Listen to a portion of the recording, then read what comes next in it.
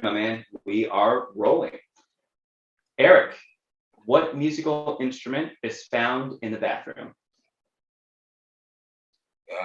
Don't know.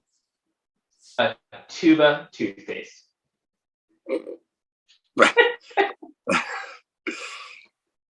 I don't know if I can beat that, but I'm going to try. Right. What would you call a line of people waiting to get a haircut?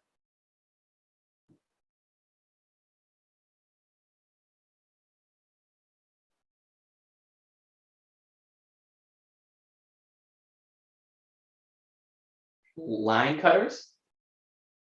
A barber queue. Oh, yeah, that's good. See, I figured barber was going to be in there as the pun. Yeah. That's actually really clever. That's actually a very clever. One. That's actually very good. You definitely won. You won that round. So I kind of like this idea. We'll start setting tallies. Yeah, maybe we should do a tally. Yeah, I think you definitely won that round. We'll do an overall score and do that. and all that kind of fun stuff. So, but that was good. Awesome. Well, welcome everybody. Welcome back to another episode of Deadlifts, Dogs, and Dad Jokes. This is episode 21. My name is Demarco. I'm your host. Got my co-host here, Mr. Eric Chichu, and let's have some fun. We're here to talk about our 10 commandments of health and fitness. And so this actually, the idea came from Ben Bruno. Shout out. We would love to have him on the show at some point in the future when we're popular enough, when he's not too busy on Ellen's show and being on TV. Or training Chelsea Handler or Kate whoever. Yeah. So, but shout out to you, Ben. You gave us the idea for this topic this week, and we're not going to copy your work fully, but we probably will borrow from you a little bit. But I'm quoting you right now. Eric, make sure to write the citation in MLA formats. No plagiarism. We can't plagiarize. Yeah, no plagiarism. You got to cite them in MLA format. So make sure you get the book out. But so we're going to go back and forth today with our 10 commandments of health and fitness. And just to let you all know, these aren't in any particular order. I would say that they are equally as important. So number 1 and number 10 are just as important. It's a matter of hitting all 10 of them in your health and fitness journey. So let's get started. Eric, you're up, man. What would be your first one? So again, not in any particular order. I think workouts should be more about a small group of movements rather than a lot of movements at once. So I think a lot of times people get stuck in the realm of trying to do too much and overload their training sessions. So I think focus on a small group of movements. Your basics, as we've talked about every episode, your squat, your hinge, your push, your pull, some sort of core movement / carry. But I think being consistent with that and focusing on those small core group of movements, we can give you more details in the future if you want that. But again, sticking to just the basics. And then over time, treat it like building blocks. As you get better at something, you can sort of progress over time. But I think at the end of the day, you want to make sure that you start with a small group of movements rather than a large list. That's good. Yeah. So I guess what you're kind of getting at is focus on the basics, compound exercises. Those would be your kind of main entrees, and then from there branch out. That's good. Yeah, exactly. Right. So like even to allude to the Bruno, like have your main entrees, and then your side dishes could be, other things that are maybe important to you. But at the end of the day, you want to make sure that you start with your entree, your basic squats and your deadlifts and your presses and your pulls like rows and chin ups, things like that. But if you just type in multi-joint or compound exercises, there's so many of them, but make sure that you're sticking to those type of movements first. And disclaimer, if you're a beginner, you're probably going to start more with them even more on the basic side where you can regress. We've talked about progressions, but starting with the most basic form of these type of movements. But I don't know what your thoughts are, but I would say when you like in one given training session, so let's say in a 60-minute session, I would say like no more than 8 movements. If you're doing more than 8 to 9 movements, you're probably doing too much. Less is more on the scale of this. Like I said, so one of my big commandments, the reason why I say it is because I see all the time people spend hours and hours in the gym, especially people that are beginners or people think like the method of like just crushing their body to get results, as opposed to just focusing on the skill and focusing on progressive overload and stuff like that. So I think that's going to be more important.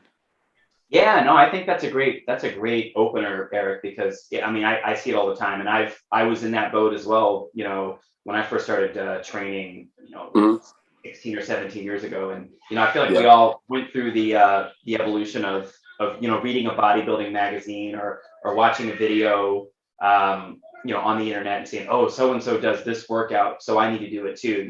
That Chest Monday, Arnold Schwarzenegger, salt workout that's, 15 different exercises and all that fun stuff. And you don't, especially as a new trainee. I mean, when you first start out, just about anything works because your body's own training. It's going to adapt to any stimulus that you introduce to it. So that's a great point. Yeah, I would say do less, do it well, and less is more. That's an awesome opener. Yeah, so my next one is maybe a little bit of a less obvious one. I would say enjoy what you're doing. And as far as training goes, whether it's, y'all know I'm a huge kettlebell guy. I also love the barbell, but kettlebells are definitely my primary training modality for myself currently. But whether it's kettlebells, whether it's barbells, body weight, whether it's swimming, whether it's running, whether it is, gymnastics, I mean, whatever, hiking, find some kind of a movement you enjoy and do it regularly. That's really what it comes down to. Strength training is really good for you. It's very important. It is the benefits are endless. And we're strength coaches, so we're going to give you the strength side of it. But just from a global perspective for yourself, find something you enjoy, find a movement that you enjoy and do it regularly. And you'll be healthier. You'll probably end up living a longer life, and your all of your health markers will likely be better. So find something you enjoy, do it regularly. That would be mine. That's great. Those two are good. I think even to progress on that too, you want to be able to find things again that you enjoy, of course, but find things that you can do for a long enough period of time too, to get the results you're looking for. So if you're only going to spend a very short period, again, it comes down to, I always give the 3-month rule, like 3 months of doing something before you can it and say it doesn't work. So I think making sure that you take enough time to make sure that first of all, if you're not making progress after 3 months, you might want to go back to the drawing board and learn a little bit more. So open the books up and figure out there's a lot of good sources, as I've mentioned, on Instagram, on the web.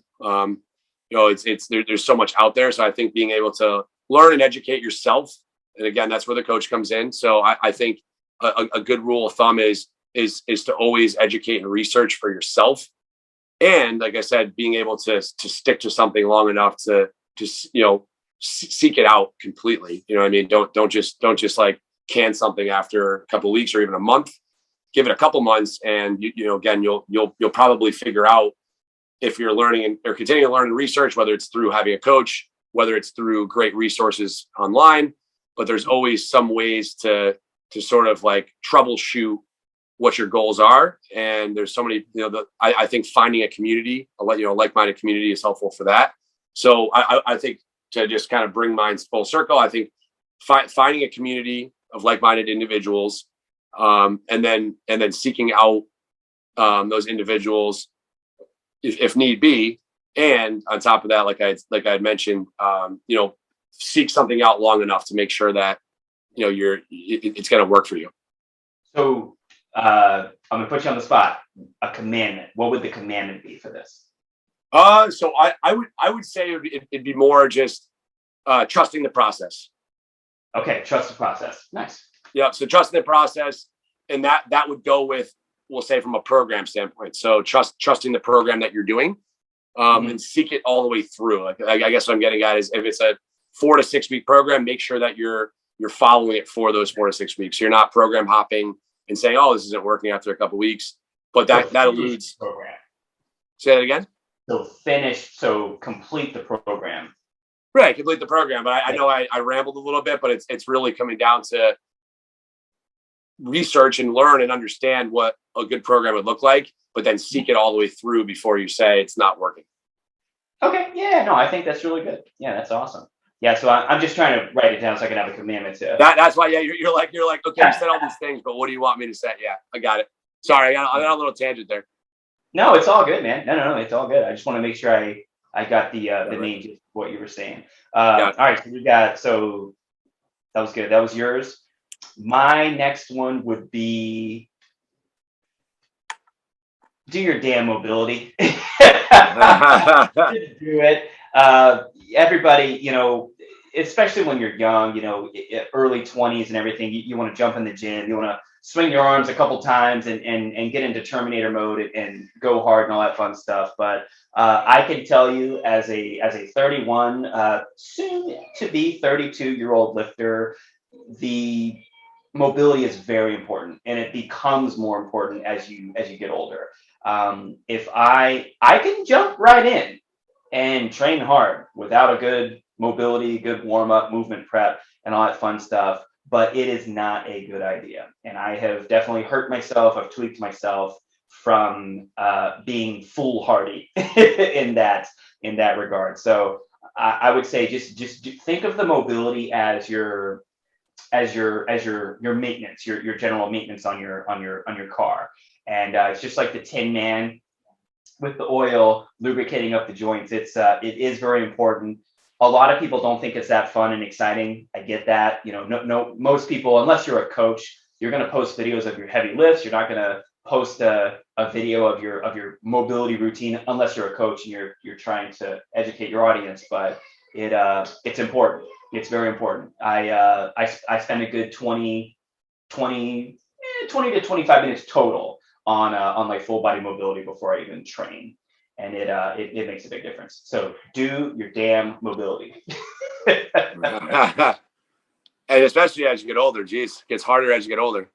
Yes, absolutely. And I can assure you all that as a dad, it even more important because I'm getting into a lot of awkward positions, picking up my daughter, a lot of repetitive movement patterns, and just staying loose, keeping those joints moving freely in the way that they need to be is very, very important. So do your damn mobility. Your turn, Eric. Yeah, that's good. I would say have a list of non-negotiables. I know we mentioned this because we're on the health and wellness type commandments rather than just all training. I think we've always harp at it, but I think it's gonna be the difference between the results and not the results. But getting about half your body weight in ounces of water daily, like things like that, things like making sure you're training consistently. So having a list of non-negotiables, I'm listening to some non-negotiable ideas. But like I mentioned, the water, sleeping, another one. I think 7+ hours of sleep, and then things like steps, making sure you're getting enough steps in throughout the day. So I would say having a list of process goals, like we've talked about in previous episodes, and making sure that you're hitting those every single week. So you don't want to leave results to chance, especially if you're just training really hard but just not really recovering, or eating properly, or just any of the other recovery methods that are going to help you get make good progress. All right, I'm only doing this because I love you and I respect you, but I'm going to press you. What's the commandment? Well, recovery. I think you mentioned a couple things, but like, what would to break it down into like a bite-sized piece? What would the commandment be? Oh, okay. I see what you're saying. I would just say recovery methods. Then that also go with recovery, like sleep, water, nutrition. Like those blocks are important to being getting results, but also getting better. So I think just proper recovery methods. Mm-hmm. As simple as that. Like I said, then it's just making sure you're hitting those. Yeah, that sounds good, man. And it's only because I love you. It's only because I love you, and I want to give our audience what they're here for. So right. That's what you're saying. You want it more condensed, is what you're saying. Yeah. No. You can give the overall. I just want you to give me at the end of it. Drop the hammer and say, this is what you need to do. Got it. That's it. No, it's all good. It's all good, dude. All right, so we've got that's 5. So I'm going to come in with number 6. My next one would have to be, and this will be kind of centered around strength, is hit all of the fundamental movement patterns. So honestly, what this next one would be squat, hinge, push, pull, row, lunge, carry. In regards to a strength program and movement, all that stuff, you got to hit those. Those are your trainable menu, as Tony Gentilcore would say. And any program on the planet that is effective, that will get you good results, has those 7 movement patterns. So squat, hinge, push, pull, row, lunge, carry. Do those things, and strong AF you will become. So, I mean, I alluded to that as the first one, right? As I was saying, like, have a list of small movements. I guess it's similar idea. Kind of, I touched on it in the first one. True. Yeah, no, you know what? That's actually true. Yep. And no, that's good call. So that we'll make sure we'll consider that number 1. So mine would be check your ego at the door. Yeah. If you can't move it well, put the weight down. So it basically, if it's too heavy and your mechanics, your technique, and everything are breaking down, set it down and to live another day. No ego lifting. Don't lift something that you shouldn't be lifting, because there's a can do something and should do something. There's a difference between the two. Mm-hmm. So it's you want to push yourself, but you don't want to push beyond where you're at to a point of getting hurt. And speaking from personal experience, I've been there. I've definitely gotten myself out of position with a heavy weight, and it is not fun. It is not fun. Mm-hmm. So I'm going to quote Batman Begins, and I'm going to say, know your limits, Master Wayne. That's cool. So boom. I would say, so what are we on, number 7, 6 or 7? That we've just done 6, so you're doing number 7. I was gonna say, get out of your comfort zone. Mm-hmm.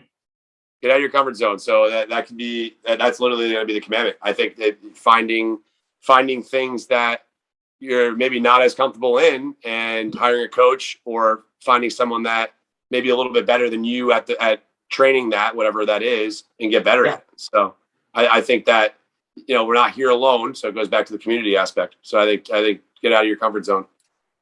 I think that's great, man. That's a really good commandment, because that can mean a bunch of different things, right? Like hiring a new coach.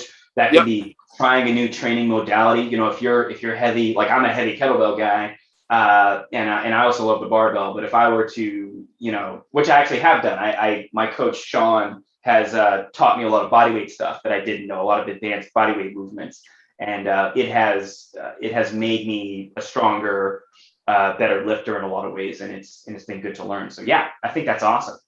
Try new methods and get out of your comfort zone, because that is where true growth occurs. So correct. That's awesome. And if you train the same way day in and day out, until the end of time, let's be honest, you're going to end up, number one, it's going to get boring after a while. But then on top of that, overuse injuries. We hear it all the time. The older, the washed up meatheads, as they're called, the guy that bench pressed on Monday for 20 plus years, and his shoulders are trash because he just did the same thing over and over again. So yes, I love that. That's a great one, Eric. That's fantastic. All right, that's 7. So number 8, I would have to say, oh man, this is getting tough now. This is good though. This is good. I like this process. We're definitely squeezing the good stuff out of this, especially with how much time you and I have both put into the industry. So it's really good. And I like the one where you said trust the process, because that's really, really good. Yeah. Through my rambling, that's it all came together. No, I think it's great. I think it's great. Oh man, this is good. So don't chase shiny things. So this is where this kind of ties in with yours, but this one I want to make a specific point where if you're on a program or you're doing something and you see somebody else does something that looks really, really cool, don't completely jump ship and do what they're doing, because it's all about, like, people, it's all a matter of what you want to do, right? If you want results, if you want to reach a goal and accomplish a goal, you need to follow a program, a structured program, to reach that goal, right? Like we talked about before, Eric, one day in your lifetime, you're going to hit a triple bodyweight deadlift, and you're on a program to do that, right? You're training to deadlift, you're working on your strength, you're working on your accessory work. If you just jump ship and decided to go into marathon running for whatever reason, and but you still want to do the deadlift, you're going to have competing interests. Happens all the time with Instagram, right? People see an exercise video like, ooh, that looks like a fun workout. Let's do that because this trainer knows what he's doing. So I think that's a really good one. So this is your opportunity to grill me. You could say, DeMarco, what's your point? What's the rule? Yeah, I was gonna say. So give me like what exactly is that commandment then? What would that be? Yeah, so that commandment would be train, don't work out. So I'm going to say we're practice training and work towards a goal versus just doing random workouts. And this is I like that. For the sake of getting the results that you're after. Because if you just do random workouts all the time, you're going to be sore and tired, but you're not necessarily going to reach your goals. Some people happen to stumble upon some of those goals just from consistency, but you're not going to reach your potential and your capacity unless you follow a program and a plan. So I'll say train, don't work out. I like that. Okay. Yeah, it's getting harder. What are we on, 9 now? Yeah, we need 2 left. I would say something along the lines of train, or when you train, to be able to, I would say follow the plan, but invest in yourself through the process of it all. So I would say being able to, you're doing something for a little while, be open to new ideas. I don't know if we've said that already, but be open to trying new things. I don't know if did we already allude to that? Did we already say that? I don't know. Yeah, you wrote them down, forgetting. Well, you said get out of your comfort zone. So I feel like those kind of potentially tying together. Although that's I would say that's good too, though, because you're open to new ideas, and you don't want to be, everyone jokes like a football team. If they only pass or only run the ball, they're a one-trick pony. So yeah. So I don't know if I said it. Yeah, I guess it's not marrying yourself to one style. Did we say that? I guess that would be mine. Not marrying yourself to one style or idea. I mean, I think the kind of the Tony Genacor approach. Yeah. No, I think that's great. I think treat the exercise like building blocks, or training, nutrition, whatever it is. Treat it like building blocks. Start from ground level and just sort of work your way up. So I guess even to add to that too, the workouts in the beginning might be a little bit easier. Like when you first start training, it's like you're treating it like a skill. You're trying to get better at the skill, and then slowly building it up over time. But again, that off the topic of being open to new ideas and trying things like that, because I think people get stuck in their ways of whatever they're currently doing. No, I couldn't agree more, man. And I've been guilty of that myself. I've definitely done that. Me too, for sure. And it is good.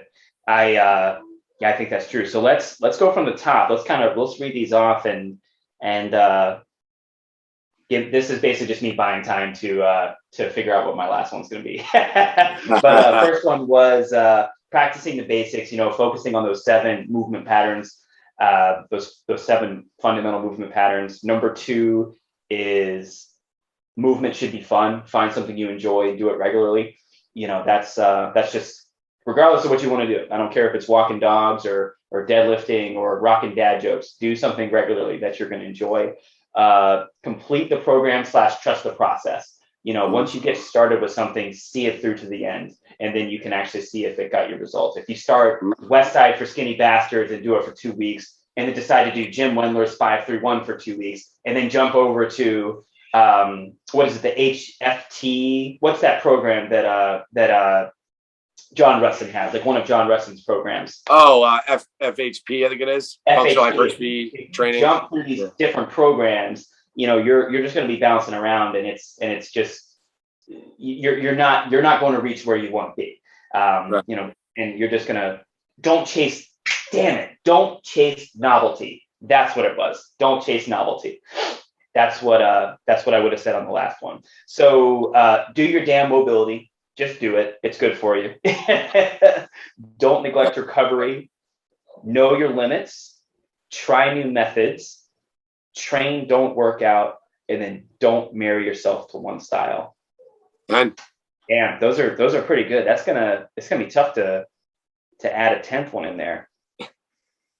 Man.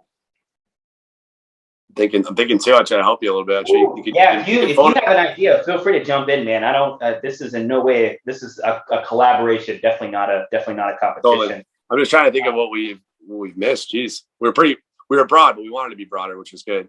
Yeah, no, this was good. Well, what's cool is we didn't write these down ahead of time, right? Like we just kind of plucked these from our minds and collectively put them together. And this is really, really good. So I will say, I don't know if this would make sense, but you should enjoy training, but training isn't always fun. Yeah. Like actually, no, let me back up. Do hard things. Do hard things. What do you mean? Explain that. Do hard things. Do things that are challenging that will push you. Like is that get out of your comfort zone though? That's get out of your. I get out of your. That is get out of your comfort zone. Yeah. True. You know what? I'm gonna say so for that one. Get out of your comfort zone / do hard things. I think those go together. So yeah. You're tough on me, man. You're being tough on me, Eric. I like it. Do we say lift heavy things? I mean, I know it's like basic, but I say lift heavy things. But kids, train for performance and getting stronger. I mean, it's basic, but I don't know. Oh, train for performance. Yeah. I mean, I think that's great. Yeah, train for performance, and then I think that's great. Train for, because that can come down to anything. It can be I want to squat a certain amount of weight. I want to train for X competition or whatever, or I want to be able to perform a certain number of X. Train for performance. Have some sort of outcome goal. Train for performance over aesthetic.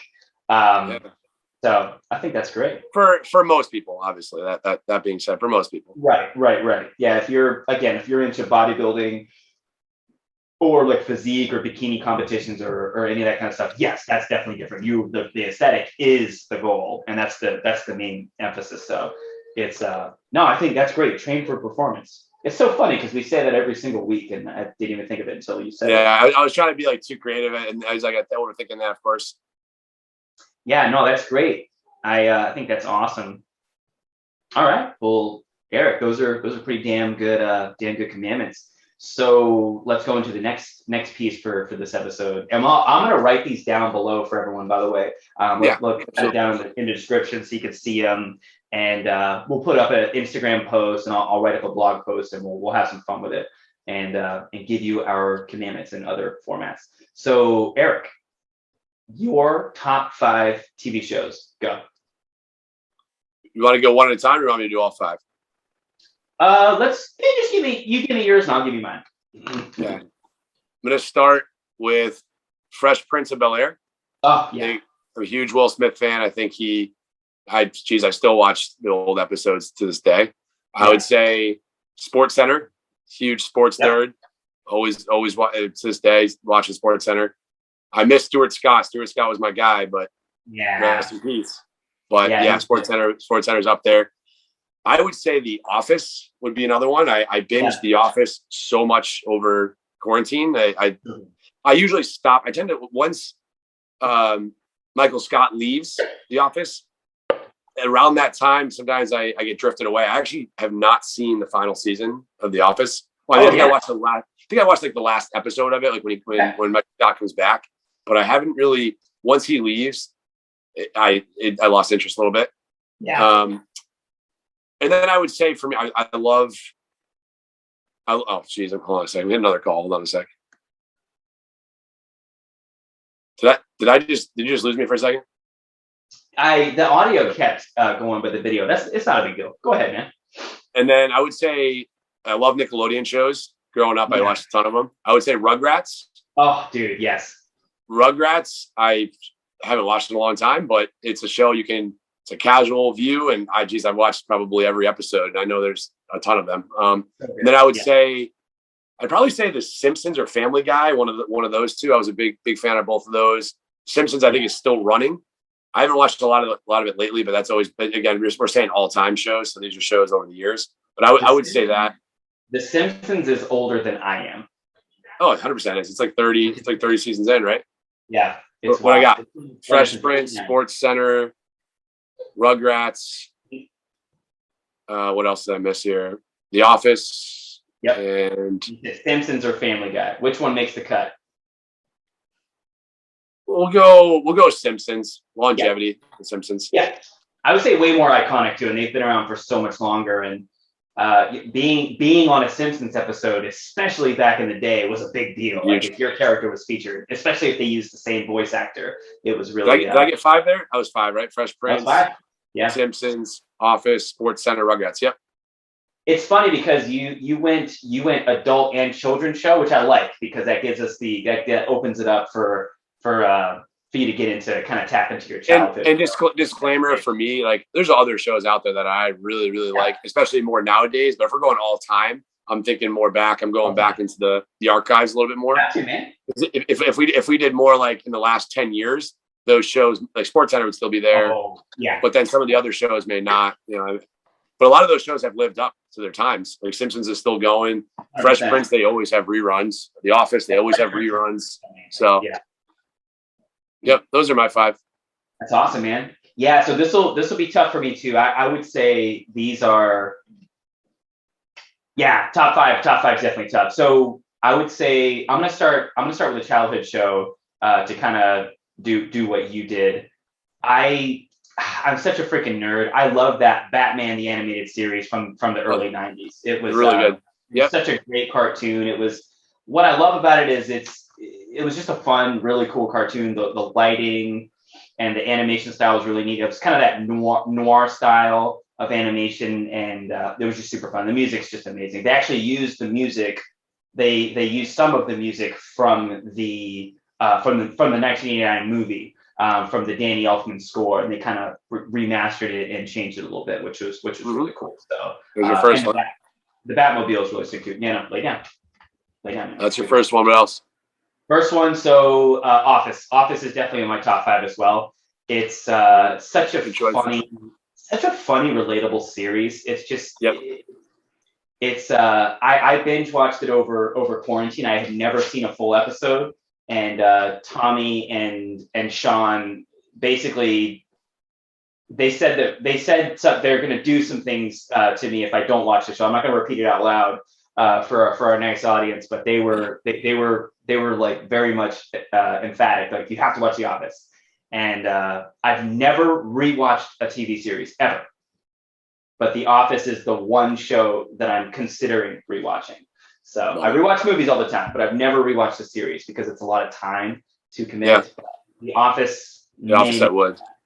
So that's Office. So we got Batman animated series and The Office. Next one, Dexter. I love Dexter. I thought it was such a cool concept. The whole and Michael C. Hall in that show is just so good. He's such a great actor. The idea that I'm going to root for a guy that kills people, and I like him, and he's likable, and he's charismatic, and I want him to win in the end, was a neat concept. Have you seen the show, Eric? Not really. I know Dexter, but I haven't watched a lot of it. No. Yeah, if you ever have a chance, it's great, man. He is a serial killer, but he has a code. His father was a police officer, and his father teaches him the code, and he only goes after criminals and killers. So it's really funky. He becomes a blood splatter analyst / expert at a crime lab in Miami. So it's cool. It's just a super neat series. Neat idea for a show. So Dexter would be number 3. Next one, The Wire. I love The Wire. Have you ever seen The Wire? Yeah, I have watched The Wire. Yes. Yeah. Yep. I love The Wire because The Wire feels real. Because it's nothing's overly sensationalized, nothing's overly dramatized. There's a lot of slow periods where people are just talking on the corner, like the corner kids out there talking, when they're talking about who came up with the chicken nugget for McDonald's, and they're out there selling drugs and obviously doing a lot of other illegal activities. There are really violent scenes in the show, but I think The Wire feels like real life. It's just such a crazy. It's such a I think it was written really, really well, and all the actors just did a great job. And it shows you, so the show takes place in Baltimore, and it shows you the different sides of the city. It shows you like the obviously the drug scene, the corner kids and the drug scene. They're trying to take down this guy Avon Barksdale. It shows you the schools, the inner city schools, and then it shows you the political campaign with Carcetti, who actually the guy that played Littlefinger on Game of Thrones. So it's just it shows, and a newspaper. It goes into the press, so it shows you the corruption and everything that happens from different angles in the city. And it's just I think it's a freaking great show. It's one of my favorite shows ever. So I would have to say that. So what do we got? Batman, The Wire, The Office, Dexter. Oh, Dexter. Dexter, right? Yeah. You have one more. Number 5. So the final one. I want to put Game of Thrones in there, but they ended it terribly, and I'm still pissed at those writers. So Game of Thrones is not going to end up in my top 5 because they did Daenerys dirty, and I hate what they did with Khaleesi. What about the Sopranos? I love The Sopranos. I think it's really good, but I haven't seen it all the way through, so I can't put them in my top 5 only because I haven't seen all of them. My 5th one would have to be, man, that's tough. What would my 5th? You know what? This one's going to be a little bit out of left field, but a fun one. Buffy the Vampire Slayer. I love that show. I still have a crush on her, but when I was a teenager, I had a huge crush on Sarah Michelle Gellar, and absolutely loved Buffy the Vampire Slayer, and thought it was fun. And a lot of really cool big name actors kind of got their start on that show. A lot of fun actors that people would recognize now. And no, I just thought it was cool. She's like a teenage girl fighting vampires and trying to live a teenage life. And it kind of reminded me of Spider-Man, kind of like Spider-Man's a little kid, and he's a kid trying to figure out getting through puberty, but he's also got to save New York City and the world. And I thought it was really cool. And the writing is just really funny and clever too. So yeah, that would be my top 5. All right, nice, good stuff. Eric, do you have any final comments? Anything you want to say? No, I think we're covered it. I think we're good to go. Yeah, I think that's it. So I want to thank all of you so much for tuning in for another episode of Deadlifts, Dogs, and Dad Jokes. And we are here to help you become your strongest self and have fun in the process. So that's really what we're here for. You know, we want to help you learn. We want to teach, educate, and hopefully empower all of you to become your strongest selves, but do it together and not sit here and just kind of tell you what you need to do. We want this to be a fun process of learning and development for everyone, ourselves included. So I've learned a lot from you, Eric, and have definitely enjoyed this process. So we will see you guys next time. And just remember to always train your body, feed your mind.